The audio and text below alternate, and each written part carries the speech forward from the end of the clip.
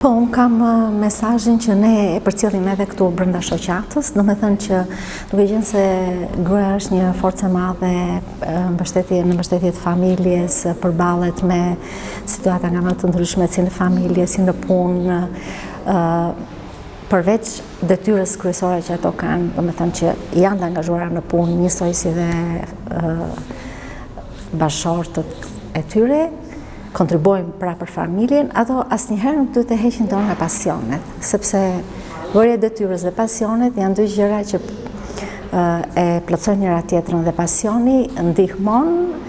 ato detyrat, do me thënë të bën të ndihesh mirë dhe ti lehtëson pak ato vështirësitë apo çfarë mund të themi tjetër përballjet që jeta çdo ditë do me thënë na ofron. Që gratë të jenë të forta, të jenë vetvetja,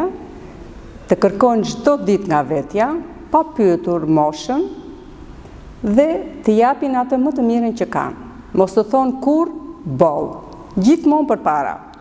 Për 8 marsin neve bëjmë thirrje grave që secila nga gratë të shpalosi me dinjitet vlerat e saja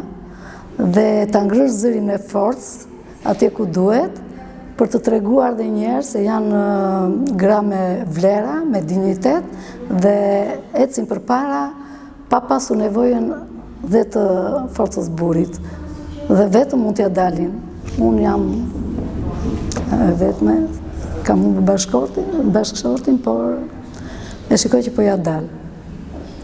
Që ne